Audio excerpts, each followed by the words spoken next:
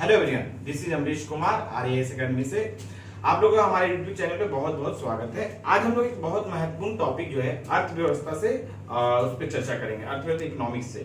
Economics में एक जो बहुत इंपॉर्टेंट टॉपिक जो है वो है आपको विदेशी विनिमय दर, फॉरेन एक्सचेंज रेट, और दूसरा जो है आपको भुगतान संतुलन, बिल ऑफ पेमेंट्स, और तीसरा जो है मुद्रा अवमूल्यन, डिवैल्यूएशन ऑफ मनी। ये तीन टॉपिक जो है जेएसएससी के और जेपीएससी के और यूपीएससी के तीनों के विद्यार्थी हमें कमेंट्स लगातार कर रहे सर इसके बारे में आप बताइए। तो इसमें मैं बहुत आसान शब्दों में, आसान जो है चीजों की तरह आपको समझाने की कोशिश कर रहा हूं। ये तीनों चीजें एक दूसरे से जुड़ी हुई हैं। सबसे महत्वपूर्ण हम लोग देखेंगे, अगर विदेशी विनिमय दर पहले पढ़ते हैं तो उससे पहले आप भुगतान संतुलन को पढ़िए, और उसके बाद जो है विदेशी विनिमय दर को पढ़िए, और उसके बाद मुद्रा अवमूल्यन को पढ़िए। ये तीनों को मैं कोरिलेट कर रहा हूं। सबसे इंपॉर्टेंट है भुगतान संतुलन, bill of payments. Bill of payments होता है कोई भी देश जो है अपनी आवश्यकता की चीजें जो है जितना उत्पादन करना है करता है, और कुछ बहुत सारी चीजें मंगाता है, वो आयात बोलते हैं, और जो चीजें एक्स्ट्रा होता है उसको निर्यात करता है, दूसरे देशों में भेजता है। तो ये दोनों चीजें जो है आयात और निर्यात को ही जो है भुगतान संतुलन बोलते हैं।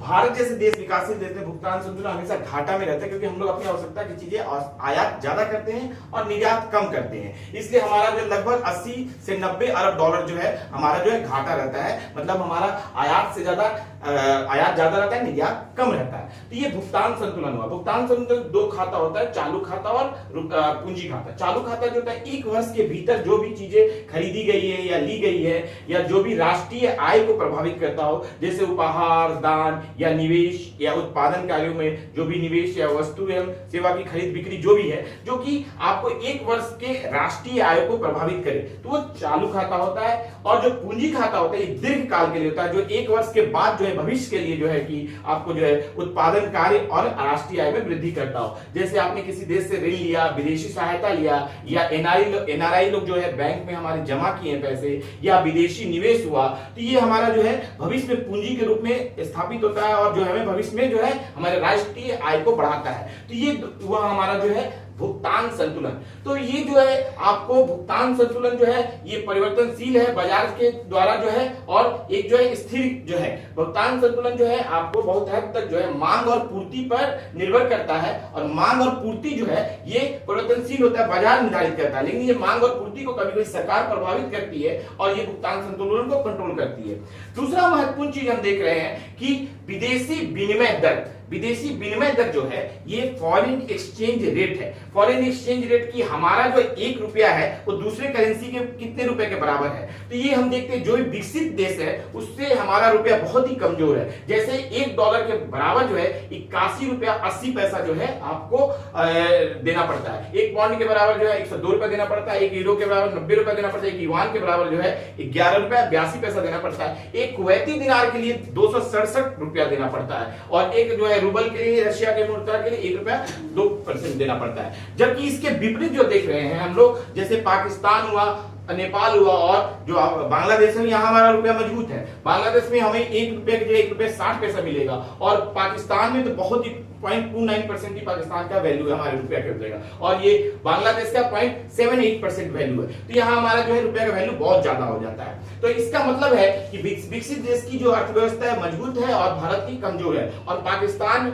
और बांग्लादेश, नेपाल की अर्थव्यवस्था भारत से बहुत ज्यादा कमजोर है। तो ये विदेशी विनिमय दर हुआ। विदेशी विनिमय दर को जो है कभी कभी कमीशन के साथ जोड़ के लिया जाता है अलग अलग जगहों पे, तो विदेशी विनिमय दर जो है कि अलग अलग रहता है। इसके बाद हम लोग देख रहे हैं कि आपको जो है डॉलर के मुकाबले जो है रुपया जब मजबूत होता है तो भारत की अर्थव्यवस्था मजबूत होगी। जैसे 1951 में जो है कि 1 डॉलर बराबर 1 रुपया था, लेकिन धीरे धीरे भारत की अर्थव्यवस्था कमजोर होती गई और अमेरिका की अर्थव्यवस्था मजबूत होती गई, और डॉलर का जो है मांग जो है बढ़ता गया, पूर्ति कम होता गया, इसलिए मजबूत होता गया। तो इसलिए जो है डॉलर के मुकाबले जब रुपया मजबूत होगा तो भारत की अर्थव्यवस्था मजबूत होगी। लेकिन जब आपको यही चीज को जब सरकार खुद जो है डॉलर के अपेक्षा में जो अपनी मुद्रा को कमजोर कर देती है, अपने रुपया को कमजोर कर देती है, तो ये हमारे लिए सकारात्मक हो जाता है। कैसे सकारात्मक हो जाता है कि अगर 1 डॉलर के बराबर 80 रुपया की जगह हम 82 रुपया कर दिए अपने मुद्रा को, तो हमारा जो है आयात जो महंगा हो जाएगा और निर्यात सस्ता हो जाएगा। मतलब हम कोई चीज आयात करेंगे वो महंगा हो जाएगा, इसलिए आयात कम होगा, और निर्यात हम लोग को करने में बहुत प्रोत्साहन देंगे तो निर्यात बहुत ज्यादा होगा। तो इसलिए जो मुद्रा अवमूल्यन हम लोग किया जाता है, मुद्रा अवमूल्यन भारत ने 3 बार किया, 1948 में, 1966 में में 1991 में 2 बार किया है, जुलाई और सितंबर में किया है। तो मुद्रा अवमूल्यन अपनी मुद्रा का मूल्य को जो है दूसरी विदेशी मुद्रा से कम कर देना, तो ये मुद्रा अवमूल्यन हो गया। अब हम लोग देख रहे हैं कि अब ये जो मुद्रा अवमूल्यन जो है, ये जो है कभी कभी जो है आपको करेंसी का मूल्य जो है कभी कभी वृद्धि हो जाता है, करेंसी का मूल्य आप बढ़ा देते हैं, कभी कभी सरकार कभी कभी अपनी मुद्रा का मूल्य जो है दूसरे विदेशी मुद्रा से बढ़ा देती है, डॉलर जो रखी हुई है उसको बाजार में ज्यादा दे देगी तो आपका मुद्रा मजबूत हो जाएगा। तो मुद्रा का मूल्य को बढ़ा देना को पुनः मूल्यन कहते हैं, पुनर्मूल्यन कहते हैं। और हम लोग देख रहे हैं कि विदेशी जो मुद्रा में जो है चालू खाता में जो है हम लोगों ने परिवर्तनशीलता 1993 में अपना लिया गया है, लेकिन पूंजी खाता में अभी तक परिवर्तनशीलता नहीं अपनाया गया है और इसके लिए कमेटी बनी हुई तारापुर कमेटी, उसको आप पढ़ेंगे क्यों कि पूंजी खाता में अभी तक नहीं अपनाया गया है, ठीक है, और धीरे धीरे अपनाया जाएगा। तो इस तरह से हम लोग देख रहे हैं कि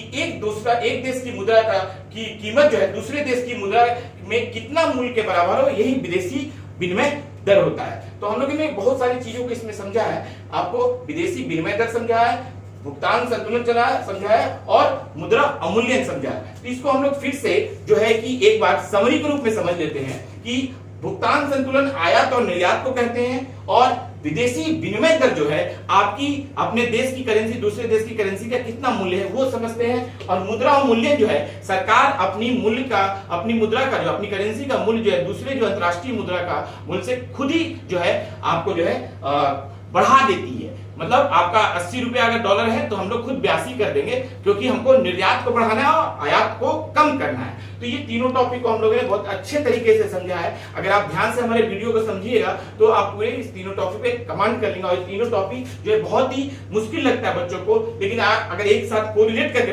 पढ़ेंगे तो आप लोगों को ये आसानी लगेगा। आप लोगों का बहुत बहुत धन्यवाद।